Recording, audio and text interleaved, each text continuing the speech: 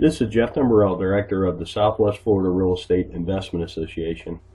Here to talk about real-world real estate investing part 1. This is going to be the first video in a longer series of videos. This mirrors presentations we have been doing in the Southwest Florida REIA for the last 3 months. Disclosure, we're sharing our own experiences and knowledge with you. Please do your own due diligence before utilizing anything here. This is not to be construed as investment advice, and you should seek competent counsel before trying this at home. In the past 3 years, we've assisted and advised and had ownership interests in several private equity entities that employed over $14 million in capital in the Florida market, which gave us not only unique insight as to the amount of business we've done, it also gave us some great insight into how institutionalized investors employ capital. Number one key to being successful is to understand what you're there to do. In my opinion, this is the most important thing.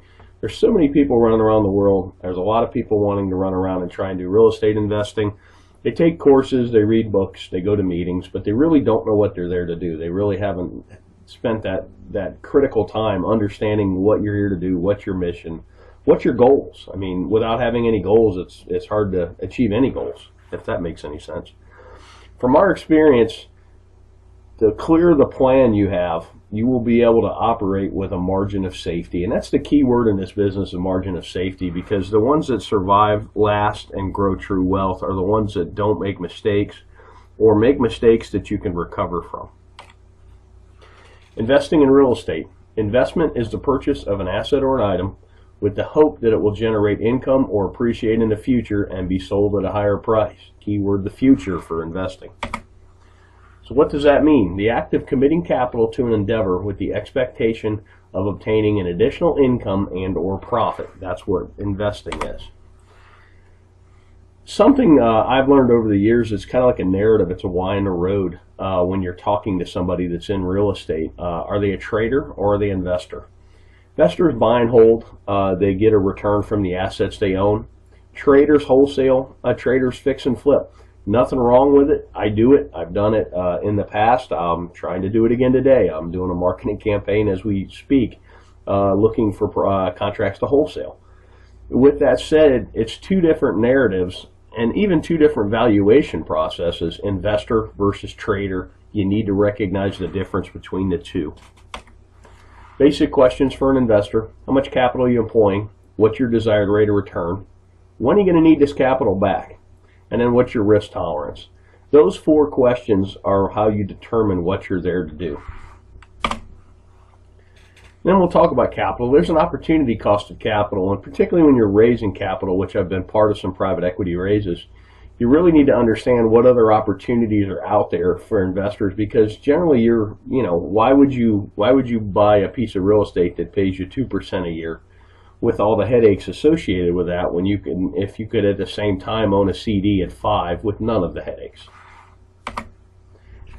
Give you a chart on 10-year T-bills, talk about opportunity cost. You can really see the recession, the Lehman Brothers crash really killed yields, but it's killed yields no matter what. I mean, pretty much at the time I'm talking about this, yields for a 10-year T-bill are bouncing between 2.6 and 2.8%. That's a terrible yield, particularly with the amount of money they're printing. Then you go back 10 years, and this is why investment real estate has become so popular, because it's one of the few places you can get a yield. Here's CD rates from 1984 on, and if you notice, about early 2000s, everybody got excited about real estate, and that's because the CD rates of return just continued to go down. So right now, my God, on a 1-year CD, you're getting not even 1%. That makes real estate attractive, and that's something to watch as well.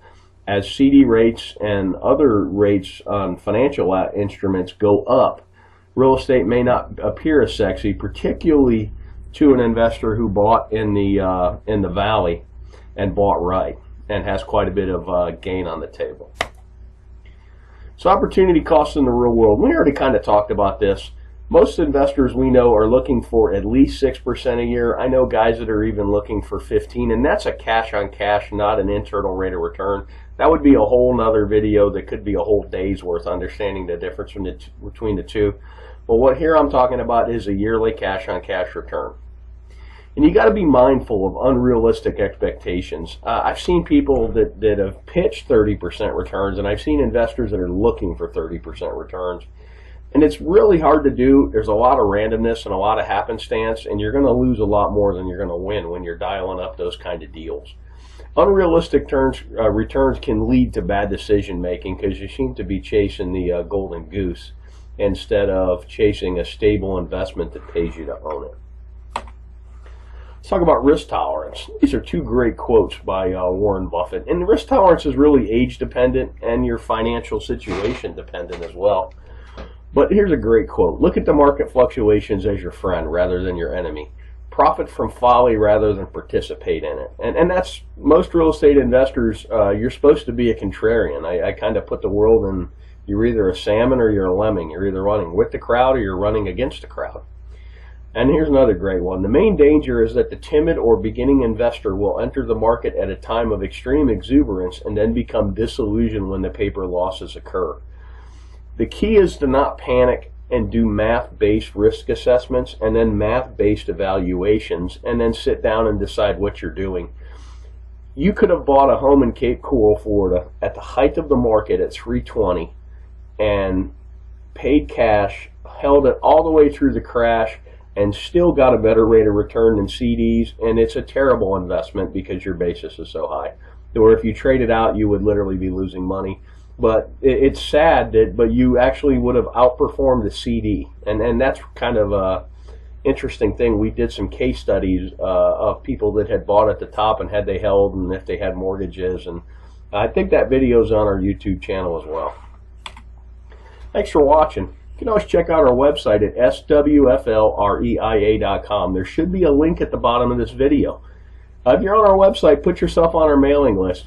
We send out a lot of foreclosure information. We send out our meeting notices, and we also from time to time send out information like this. I hope this information is useful to you, and make it a great day.